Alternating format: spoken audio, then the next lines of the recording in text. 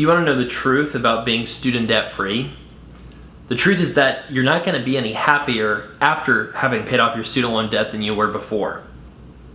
How do I know that? It's because my wife and I, we paid off 6 figures of student loans, and it didn't affect our happiness like I thought it would. I thought this would be a revelatory moment where we would say, finally, we're done, we're finished, we don't have to worry about this anymore. But instead, we had the same emotions that we had before paying off the student loan debt.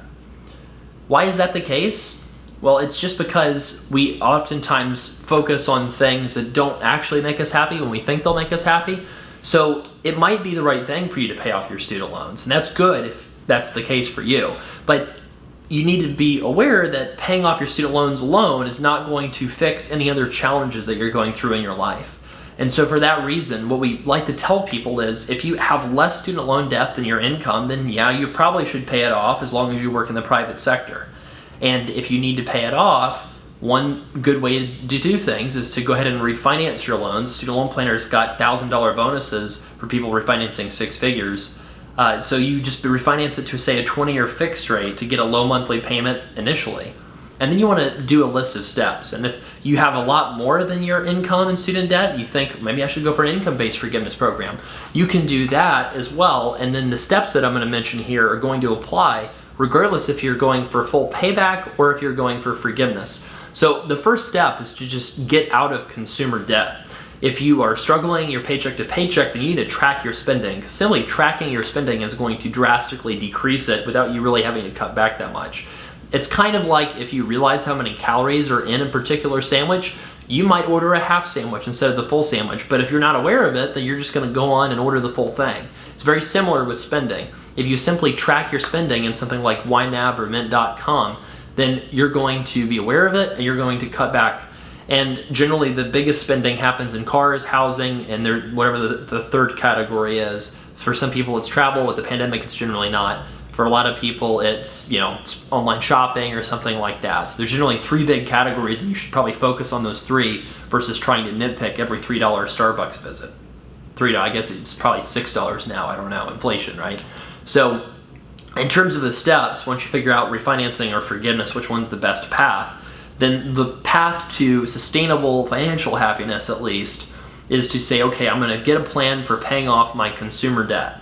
So that might mean refinancing to a personal loan or consolidating your credit card debt if you're getting charged 25% interest, or just getting out of that debt just as fast as you can, whatever steps you can. So say you're out of consumer debt, now you need an emergency fund. Probably $5,000 is a good number. And I didn't mention this at the beginning, but if you get a 401k match, make sure you get all the money contributed to get your 401k match, because that's 100% return. That's even better than a 25% credit card interest rate. So get your 401k match. That's actually step 0, right? So assuming you're getting your 401k match, you paid off your consumer debt, you've got $5,000 cash in the bank. Now we want you to go ahead and start up a investment account outside of retirement savings. And the reason for this is half of America doesn't own stocks outside of their retirement accounts. Probably more than that, actually.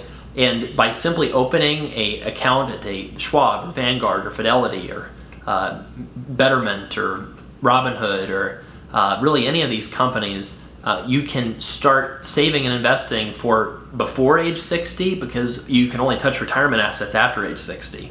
So if you start saving $100 a month in your non-retirement account, you're preparing yourself to have financial options in your future before age 60, and not only after age 60. So you're doing your 401k match, you're putting money in $100 a month to a brokerage account. Now what?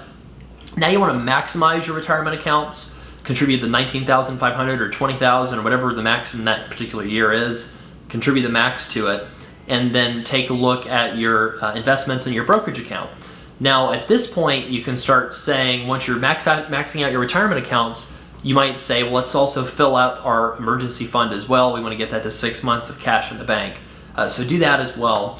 And then once you're past that 6 months of cash in the bank, you're maxing your retirement account. Now you want to say, okay, now I can split my remaining money that I don't plan on spending between paying off student loan debt and then investing. So some people might say, let's do $1,000 a month in investing, and then let's pay everything else off towards the student loan debt. I think that would be reasonable. Certainly the stock market with high valuations, it's not as big of a deal to pay down debt. I would just make sure you keep yourself flexible in terms of what that cash commitment is. That's one reason we're fans of 10 to 20 year loans, it's not because we want you to keep the debt for that long, but it's because you can maybe start with a 20-year loan, pay down a whole lot of it, and then refinance it to a 10-year with about the same monthly payment. And if there's a Great Depression, you could only pay the minimum instead of way more, since there's no prepayment penalties, and you can invest that money instead. So use the basically we call it the student loan refinancing ladder strategy, and in doing that you'll be able to basically pay down your loans I think a little bit more efficiently and with a little bit less stress. So when you finally get to zero on your student loans, will you be happy? Well, the real strategy that I have for you is try to work on your happiness right now. And again, student loan debt should not affect your happiness. If it is, then there's something else deeper going on that you want to work on first. Yeah, you can get the student loan plan, and that's what we do professionally. Student loan planner, that's all we do is make student loan plans for people that owe a whole lot. So if you need our help, you can go to studentloanplanner.com/help, and you can look up getting a plan with one of our consultants. But I just wanted you to watch this to share with you that work on your happiness now. If there's something that's bugging you or something that's really bothering you or some stress you're dealing with, get help. Work with one of these BetterHelp type programs to get a therapist if you need one. I'll admit that I had to do that at the pandemic at points when I just felt really depressed and just like it was never going to end, right? So don't feel like you can't get help. Don't feel like student loan debt is absolutely everything in your life. It's not.